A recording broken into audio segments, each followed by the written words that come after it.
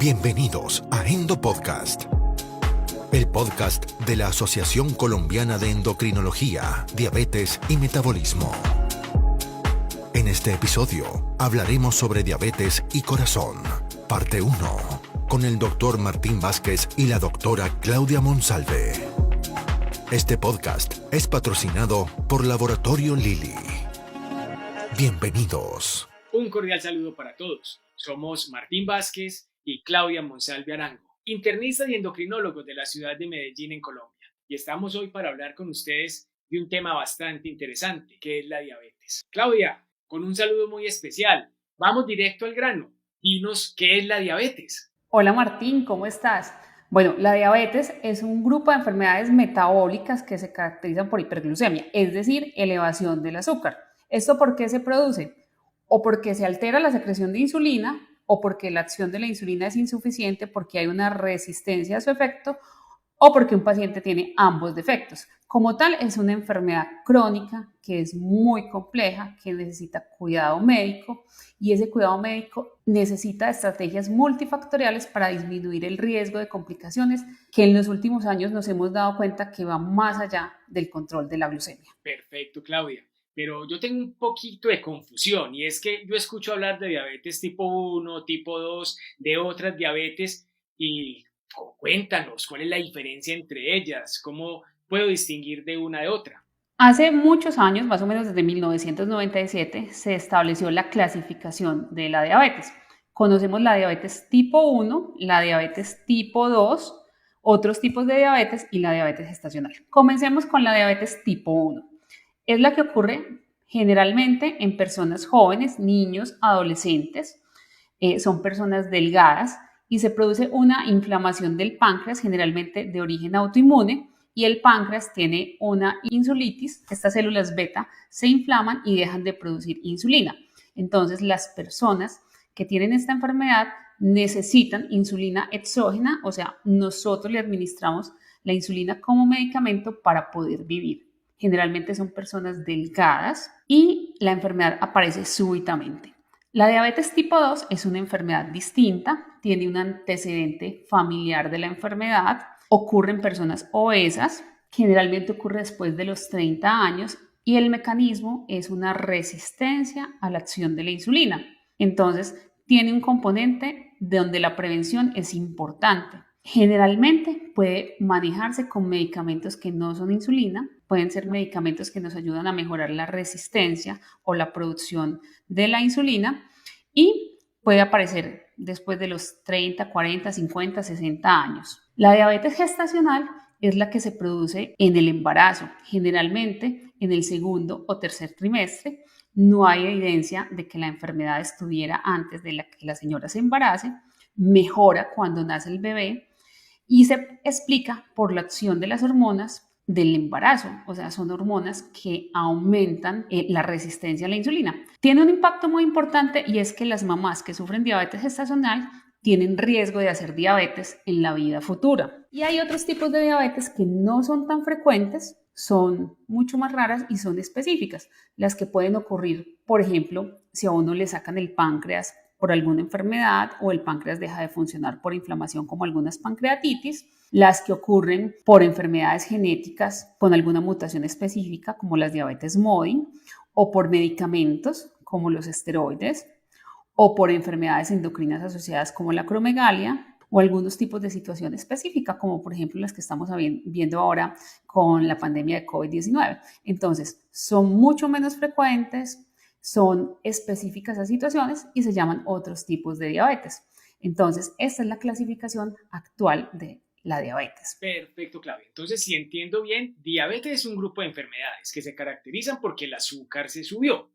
Pero, ¿se subió qué tanto? ¿Cómo hago yo para saber si los niveles de glicemia, de azúcar en la sangre son normales o ya tengo diabetes? ¿Qué exámenes puedo hacer y cómo los interpreto? Bueno, hay como 3 contextos en el momento de hacer el diagnóstico de diabetes. Tenemos las personas que tienen el azúcar normal, las personas que tienen una leve elevación que se llama prediabetes y los que tienen diabetes.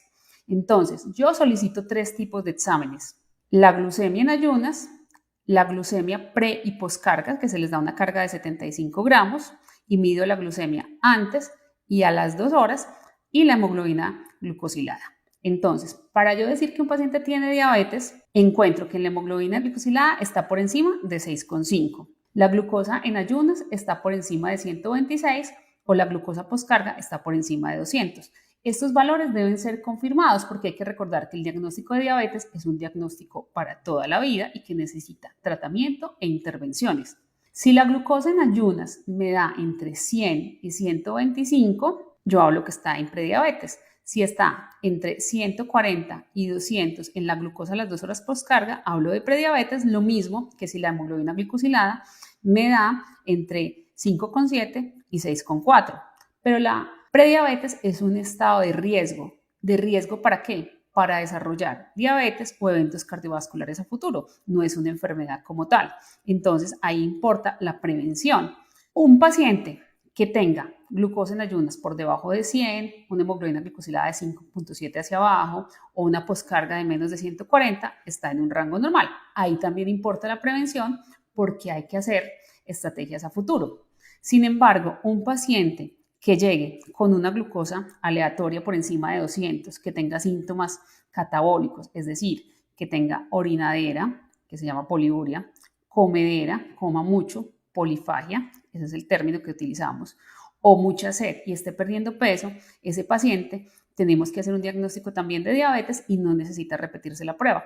Entonces, hay varias formas de hacer el diagnóstico de diabetes, pero tenemos que estar seguros porque eso es un diagnóstico que queda por siempre. Perfecto. Entonces, para resumir, diabetes sería glicemia en ayunas por encima de 126, hemoglobina glicosilada por encima de 6,5 o a las 2 horas después de la carga de glucosa por encima de 200, pero debemos repetir la prueba para estar completamente seguros. Y si hay resultados divergentes, habría que hacer 2 pruebas, pero esto se confirma con el médico tratante. Siempre hay que consultar. Y en los distintos aseguradores hay unas estrategias para mirar según los factores de riesgo que tenga cada persona, si necesita hacerse la prueba o no. O si hacen encuestas donde le dicen a la persona, mire, usted porque tiene este peso, por esta edad, por sus antecedentes, requiere hacerse los estudios para diabetes.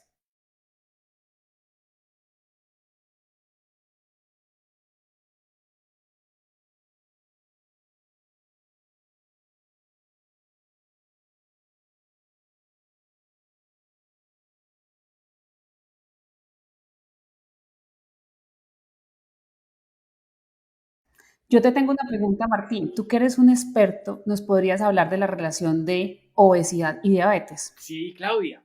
¿Qué hemos observado? En la medida que va incrementando la prevalencia de obesidad en cualquier lugar del mundo, se va incrementando también la de la diabetes, específicamente de diabetes tipo 2. ¿Por qué se da esto? Mira, resulta que cuando vamos ganando tejido graso en forma exagerada, traducción, nos vamos engordando, ese exceso de grasa comienza a producir una serie de sustancias que vienen siendo tóxicas para el funcionamiento del organismo. Imagínate que esa grasa produce unas sustancias que no dejan trabajar a la insulina. Recordemos que el trabajo principal de la insulina es meter el azúcar que está en la sangre al interior de las células y no dejar que se acumule en la sangre. Pues resulta que aquí se da algo que conocemos como resistencia a la insulina, que es simple y llanamente que la insulina no puede hacer su trabajo. Esto favorece que se vaya acumulando el azúcar en la sangre. Inicialmente nuestro cuerpo nos defiende. ¿Cómo lo hace? El páncreas comienza a trabajar en forma acelerada, exagerada y producir grandes cantidades de insulina y de esa manera logra controlar el problema. Pero ¿qué pasa? Si tenemos una predisposición genética, ese páncreas de tanto trabajar comienza a morirse. Las células que producen la insulina se agotan y cuando ya tenemos una gran cantidad de células que ya no funcionan, las que quedan no son capaces de producir toda la insulina en exceso que debería producirse. Y aquí comienza a subirse el azúcar en la sangre. Entonces, fíjate que el primer fenómeno es el de resistencia a la insulina, que va de la mano con la acumulación de esa grasa en forma exagerada. Entonces, cada vez que nos engordamos, generamos resistencia a la insulina.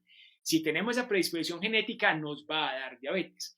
Ahí entendemos claramente cómo, si nos engordamos, incrementa el riesgo de tener esta enfermedad.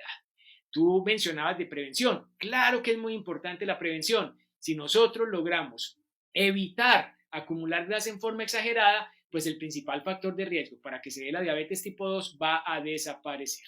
Claudia, hasta ahora hemos hablado entonces de la diabetes como una enfermedad en la que el azúcar se sube en la sangre.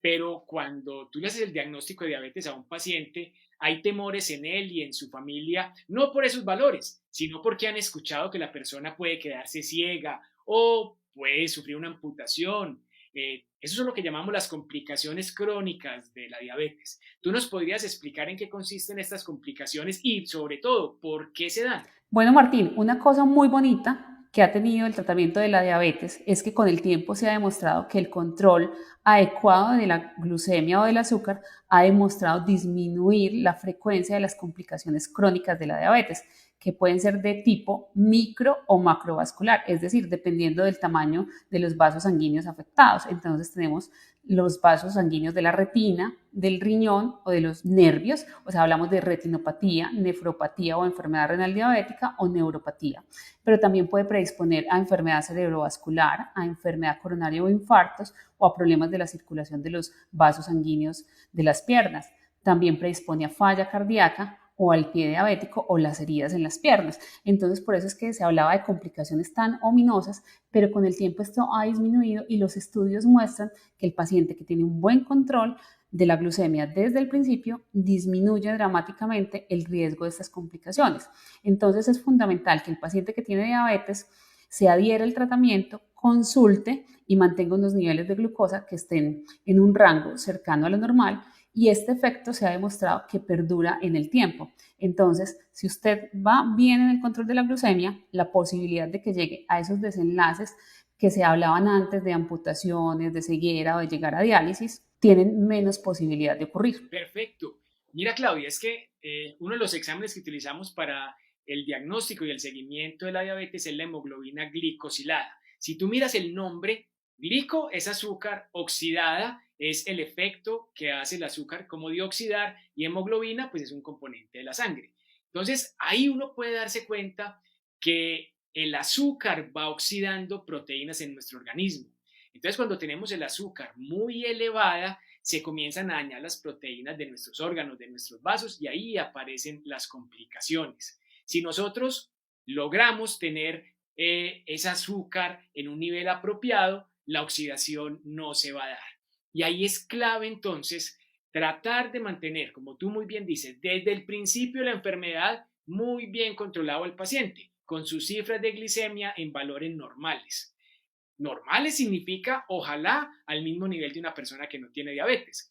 Uno escucha un concepto equivocado y es que los pacientes le dicen a uno, no doctor, es que para mí 180 en ayunas es normal porque yo tengo diabetes.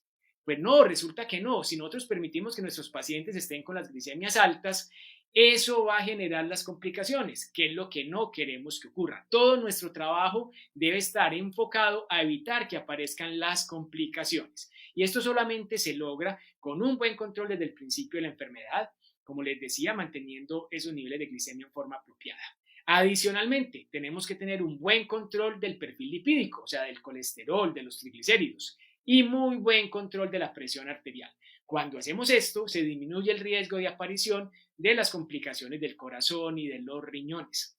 Adicionalmente, algunos medicamentos, sobre todo los que han aparecido en los últimos años, también de forma directa pueden ayudarnos a evitar ese tipo de complicaciones. Entonces, yo podría decir que en resumen, una persona a la que se le diagnostica diabetes el día de hoy puede llevar una vida completamente normal durante muchísimos años, sin ninguna complicación, siempre y cuando ejerza un muy buen control de su enfermedad. Un paciente con diabetes puede tener una vida absolutamente normal, hacer lo que quiera, tener una vida de pareja normal, estudiar lo que quiera, tener cualquier trabajo, asistir al médico es fundamental, hacerse las glucometrías, aplicarse los medicamentos, tener una visita frecuente con el oftalmólogo, realizarse los exámenes ordenados y sobre todo necesita quererse mucho porque va a tener una enfermedad que no lo va a limitar para nada.